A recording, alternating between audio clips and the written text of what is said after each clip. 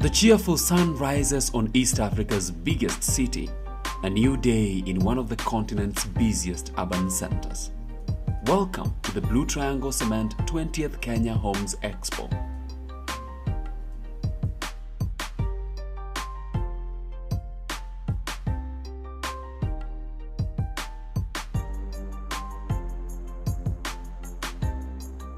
The scenes of day one are never inspiring to the regular eye. They are the ordinary, boring stuff that needs proper justification to be on television. Painting, joinery, tent pitching, and positioning of products and branding material.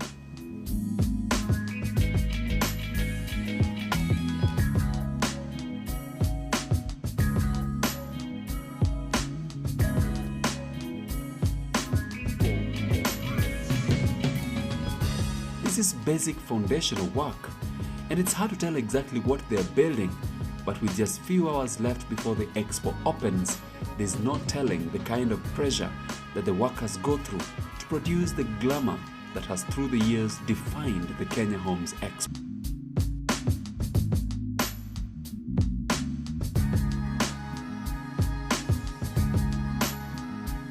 And with the fine touches done, this is the result. What I love about the Kenya Homes Expo is the fact that they're an eye-opener to so many of us who have no idea or have an idea but they don't know how to execute their ideas. It's not just about selling land, it's developing your piece of land, it's speaking to experts from all corners and seeing what else they can offer beyond what we read about them in these property magazines. So it actually gives us a 360 perspective of what there is in the property market. Visitors throng the various booths, insatiable in their quest for information. Questions are the norm as visitors try to find out what the best deal is from the many dealers exhibiting. For the exhibitors, it is a day to do a little more, beyond the glamour of the stands and the comfort of the client couches. The client must as much as possible experience the product or service on offer. Sadly, I've already bought a home by the time I came to the Home Expo. So my intention was to go straight to the interiors to see, the different furnitures that you have. And Miale, I hope that's their name, they're doing a great job. And then there's the different bathroom stalls that I also saw, they were doing good. And then the floorings, they were amazing. Something else I also liked was the kitchen, the section for hot points. Oh, theirs was nice as well. So at least I've seen a few things that I know I'll get and they're affordable. I think they're missing out on what Kenya is now going to.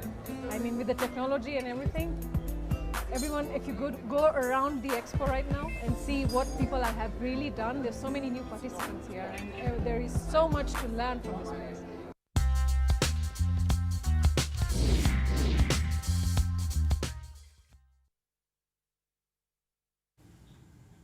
Joining us for a very pertinent conversation on building your house is a panel of very esteemed and very good-looking men.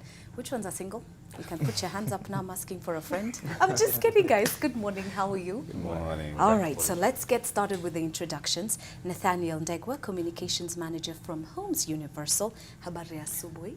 I'm very well, thank you. Very good to see you. Welcome to you AM Live. Sam Wanjere, editor of Homes Kenya magazine. It's so good. I mean, we could already tell it was you with your t-shirt. And then we've got Gideon Gure.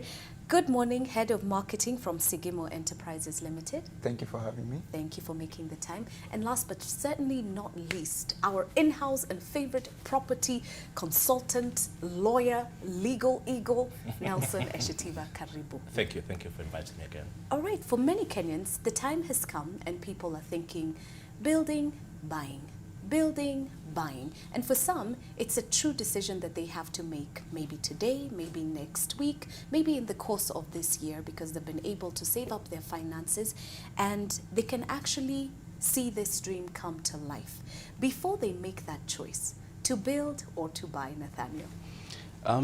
I think building is always a better option because you get to experience how the making of your home, and you get to choose so many dynamics and so many things you can pick and choose. You get to, say, customize your home the way you'd want it to look. So I can say it is the most appealing decision one can make, but there are always a few things that one needs to look at before they actually go for that decision. All right, we're going to take a look at those things in a moment. Let's just find out from Sam whether he would build or buy. I would rather build, because you get to work with what you really want. There's also education in it. It's more challenging, so it becomes one of your goals, I guess. Yeah, building. And Gideon? On a personal level, I would buy, but again, my reasons could be different from what the other members are thinking of, because building has its own challenges, so you really have to be sure that you want to see that through. Buying, again, you get to look at varieties, you get to look at options. So building, of course, you get the option of customizing your house to your own needs. Buying is a sort of compromise that doesn't have the headache of building. Okay. Yeah. From a legal perspective, Eshitiva, building, buying, which is the simpler option? Buying is simpler than building, because there are several technical issues which are not common knowledge to the local mwananchi. And there's some hurdles that if you do not have the people who do this on a daily basis doing it for you, you may get it wrong. And I think a house for most ordinary Kenyans is a single most important investment in their lives. And therefore, you want to be sure that you've gotten it right. So if you decide to build, ensure that you have done thorough research, you understand the procedure, you know that you have gotten every step of the way right. There is some fulfillment to that, but at the same time, you have to ensure that you've done your due diligence properly. Due diligence, that always shows up no matter what option you decide when it comes to purchasing or building your dream home. But then there's the issue of financing. Before we take a look at the step-by-step guide to building your own house, there's the financial aspect of building and, of course, buying a house. Is it cheaper to build your house compared to buying your house?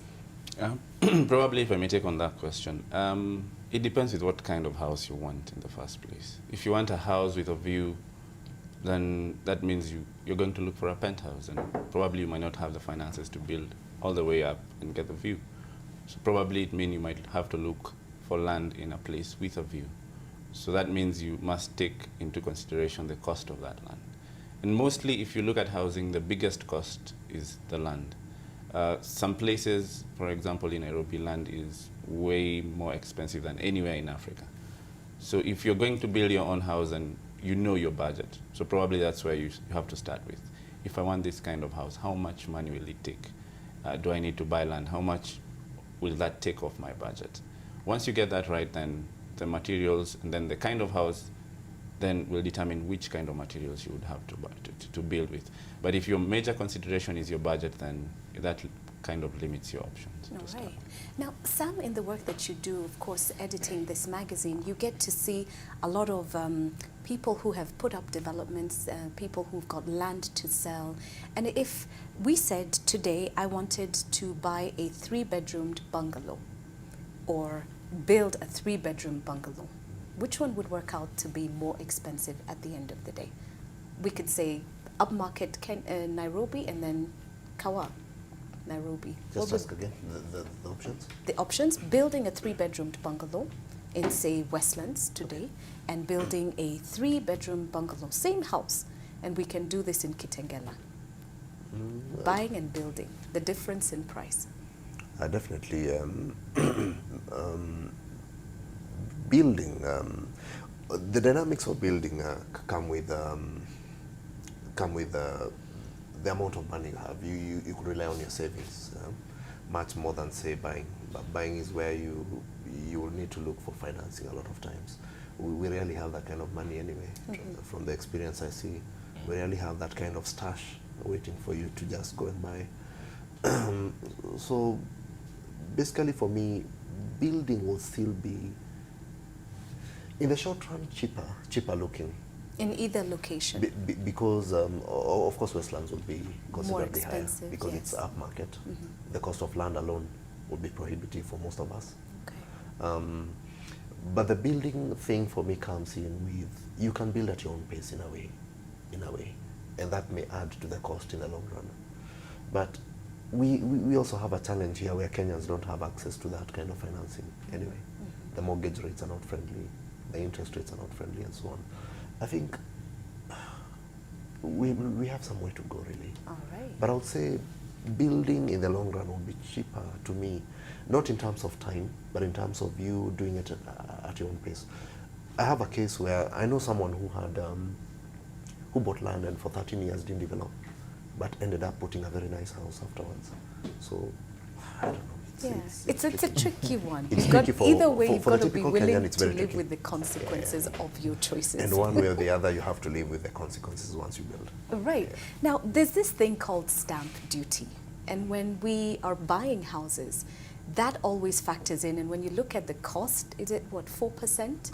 Or 4%. depending 4%. on 4%. It's Depending with the location. depending on the If it location. is, So we're looking at 4% and within below. an urban center. Right. And outside an urban center, areas we consider agricultural land, Yeah. it is 2%. Okay, so that's slightly less.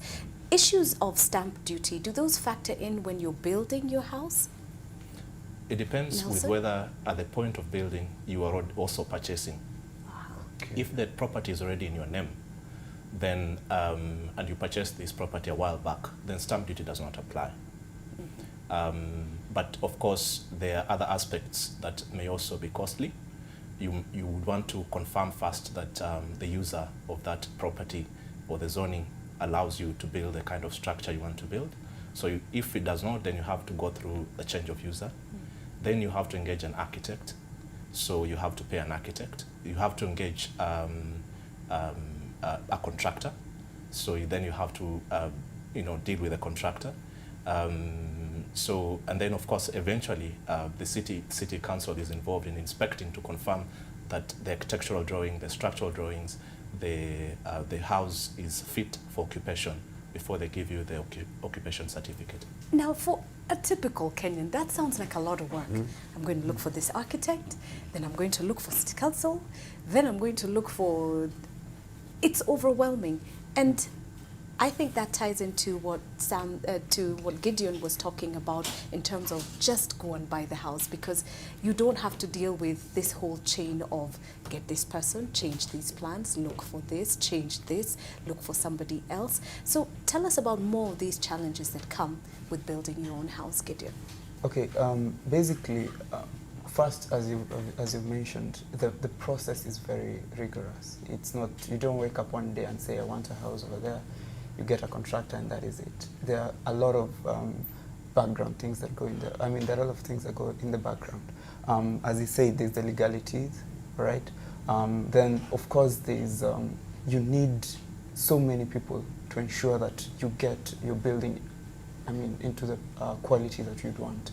If you don't have the technical know-how, that means you have to hire someone else. And the contractor will, of course, have their own foreman and all that. But if you don't have the expertise, you need someone who will guide you through it. So, the headache alone, and this is what, in the long run, it might translate actually into more costs than if you just went outright and bought the property. It's because people who are in the industry of construction, and they've done it over and over again, they shoulder all the risks, you understand? So for you, it's just coming in, look at the house, I like this one, I don't like this one. And the beauty these days, actually, we've seen that in the market, people who, the developers are forced to accommodate the needs of the buyers. We see cases where if a buyer comes in and says, look, I don't like the flooring on this house, I don't like that window, I don't like that door, can you adjust it? And if it doesn't affect the technical, the structural integrity of the building, they're able to make these adjustments. This goes to show that customizing is a big deal. And that's why you still find people insisting on building their houses. Okay. Yeah. And I think it would be easier to customize an off plan, for instance, because that is still in construction, and it's far easier for a developer to say, okay, I'm going to work with you, Kidogo. Okay, you're totally right. You're totally right. But some developers are also willing to come in and adjust even after it's already finished. Yes. And yeah, so I mean, because we discovered that customizing is the biggest motivation towards building your own home. All right. So how do you accommodate this Kenyan who wants a home to his specific needs? Okay. Right?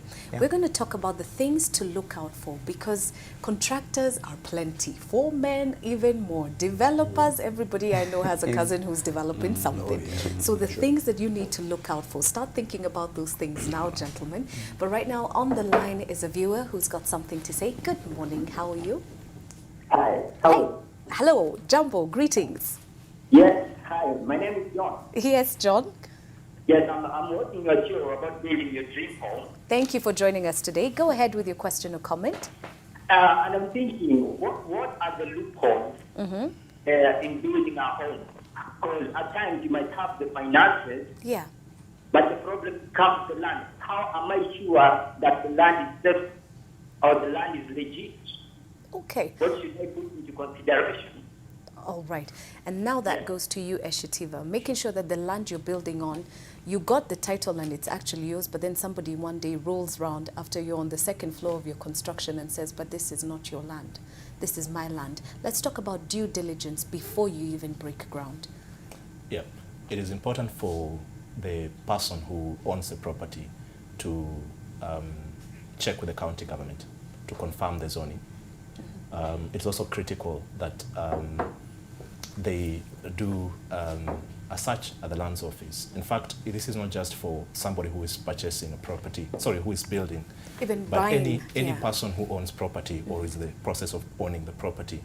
The nature, because of our historical inefficiencies with our land registration system, we keep informing our clients that you have a duty to be vigilant. You have to do you have to go that extra mile, because our land registration system is not perfect. It's proven that it is open to being manipulated and records being changed fraudulently. So it is key that as a landowner, as a person who wants to build a property, you confirm with the lands office that the property is still in your name.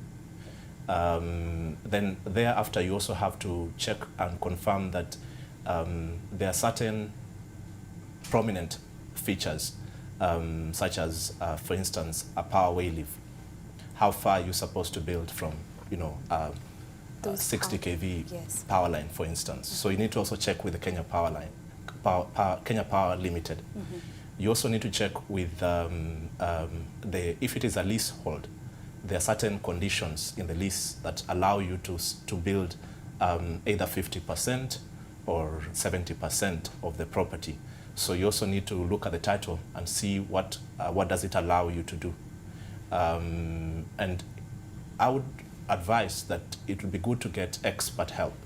It would be good to engage your architect to confirm these issues for you in terms of zoning, in terms of the user of the land. It is better that you use experts. It may cost you a bit of money, but it is advisable that you are better sure than sorry. It'd be good. You're better off spending your 50,000 now than putting up this structure for 5 million shillings and it has to be brought down and nobody is going to refund. Engage your lawyer to do the due diligence for you, to confirm that you are good to go, that the property is indeed, your interest is properly registered. Before now you take off. Okay. Yeah. And on average, the search would take how long? 1 week. The period of time? About a week. So don't waste time. Sure. Do the search and don't take things for granted and assume that everything is legit and above board. Absolutely. Gentlemen, we're coming to those things that you need to look out for when you're building your own house and you have no idea what it takes, but what's going to save you and the people who are going to be on your team and will save you money and time. Think about those because we will go through them very quickly right after we chat with Wakesho on the line. Good morning. Hello. Hello. Hi. Hi. How are you? I'm fine, thank you. How are you? I'm very happy as always and glad that you're here with us for this conversation. Okay, good morning, gentlemen. Good morning. My name is Patricia, and I have a question for Ashitiva. Go ahead. I'm inheriting a property in Nairobi from my parents. So do I still have to pay some duty if I want to transfer the name to mine? Okay. Inheriting and capital gains. I know if you're selling something, the capital gains tax is back, but what about inheritance? No, you don't have to, because that is not a transfer, it's called a transmission. Okay. So for a transmission or Kesho, you don't have to incur stamp duty. Oh, so I'm just going to the land office and pay for the just transfer, yeah? The transmission. Transmission. The cost is minimal. It should be about 500 shillings. Okay, thank you. Yes, and we will be with you to enjoy the inheritance. Wakesha, you can't leave us behind. We will build a plot. All right. So if you're going to... Thank you, Wakesha. Have a lovely day too. So if you decide you're going to build, the things that you need to know and the people who should be on your team, Nathaniel. I think probably what the very first decision is which kind of home you're building, because you can't really decide who you would work with before you know exactly what building the home you want involves. And probably that's where you need to look around, get to know if I want, say, a house that is made of wood, which technology works best? Is it available in Kenya? Where do I need to get it from? And who is an expert in that field? If, say, I want to build with prefabricated cement, for example, where will I get that? Who is good at working with that? And that will really inform how you work around with that. And probably finally, the third thing you need to look at is, say, your budget, because each technology has a certain cost to it. And I would say that there are quite a number of good technologies that have come into the market. There's prefabricated cement, there's styrofoam blocks that are interlocking. So if you choose to build with that, that eliminates the cost of cement in your construction. So it basically boils down to what kind of home I want, and that will determine who I will work with in terms of which technology is best to build a home. And suffice to say that is the new technologies that are coming in are making building your home quite affordable. Even if you choose to buy, for example, there are some contractors and some people who are building homes that are not as costly as they used to be before because of the technology they're using and the materials that are being used to build those homes. All right. So just look around, find out. Okay. Yeah. Now, for those of us who don't have cousins who are in construction or friends who are developers, where would you get the necessary resources to help you select the appropriate people to be on your team? I think for me, one of the most underrated parts of what we do in Kenya is the professional bodies. Instead of reinventing the wheel, there are bodies like ISK or the Institute of Engineers or Architects. Those are places that are good enough to start from, because we tend to bypass these kind of professionals when it comes to our projects. We do not get the very, very right people for costing, that is quantity surveyors and so on. Yet these resources are already available around us. So instead of reinventing the wheel, I think those are some of the bodies we can start with. Just consult, just go there for a consultation, and they'll be able to guide you. They'll tell you an architect. Architects come in these kind of categories, engineers come in these kind of categories, and so on. Rather than just reinventing, because that is an area we normally don't do. We normally rush.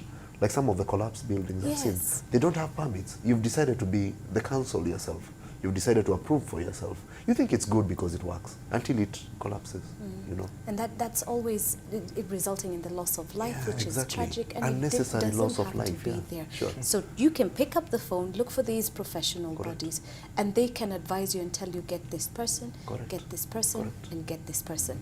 Now, the next question I have for you, Gideon, is like you said, you can build at your own pace. And there's some buildings that I have seen, and one day there's so much activity, and then for about 5 years there's nobody and there's nothing, and then there's rain and there's sun, and then there's rain and then there's sun. Is it possible that you can take too long and you're damaging the structure of your building in taking your time to build? Yes, 100%. Because, I mean, the quality of the materials that you're using is compromised. Like steel is not supposed to be exposed into the elements. Yeah. So the moment you've built your columns halfway, you've run out of money or materials, then you wait another 5 years, that steel has already been compromised. That's why you put your, I mean, you put the formworking, it's called formworking, and the steel works, yeah, and you're supposed to concrete it immediately so that you don't expose the steel. So of course, by delaying in your construction, you're compromising the strength and the integrity of the building. So and eventually it costs you a whole lot more, because steel 5 years ago and cement 5 years ago is not the same cost as today. Yeah. You'd rather borrow, finish your building, pay off your loan within the 5 years from the income you'll be getting from the building.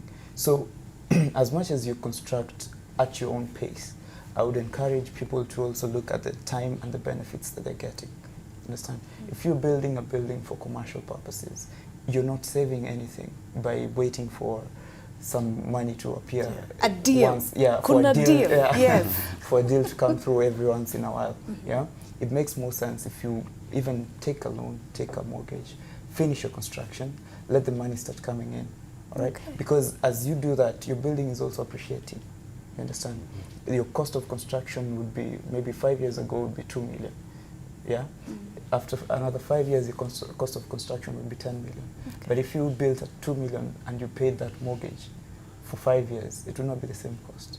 You understand? So those are the considerations that you must have in mind as much as you want to build at your own pace. You can take your time, yes, but then again, time is money. Still the cost. Time is money. Yeah, time is money. You don't have all the time. So would I be right in saying, before I even start putting and laying down the foundations or even putting anything up, make sure you have your funding secured, solid.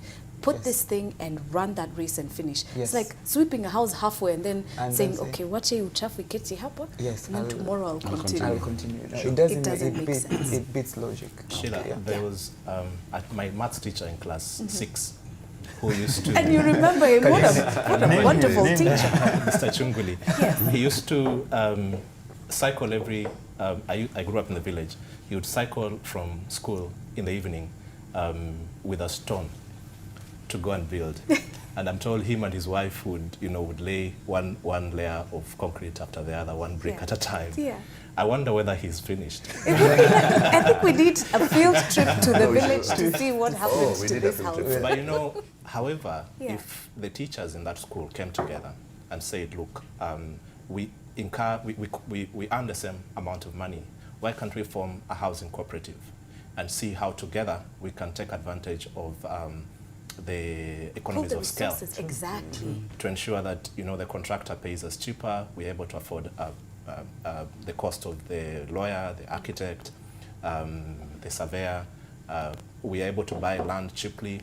So I think one aspect of this process that most Kenyans have not properly taken advantage of is partnership, group corporate approach. You don't have to suffer with your one rock and 5 cycling every day.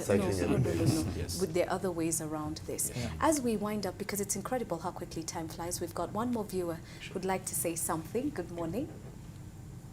Hello. Hello, how are you? I am very well, thank you. How are you? Fine, thank you. Go ahead, Joy, with your question or comment. Yes, I'm a young individual. I would love to own my own home.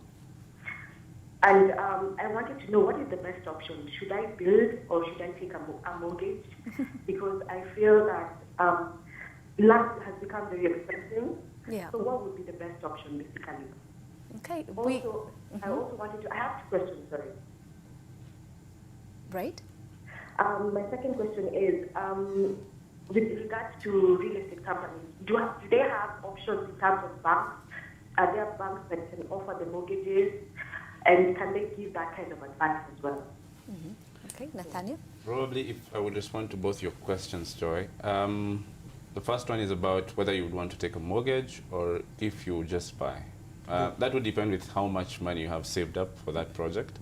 And secondly, what kind of home you want or what kind of house you want. Probably if you look at it and check out the options, you might find you can already afford the house you want, so the mortgage might not be necessary.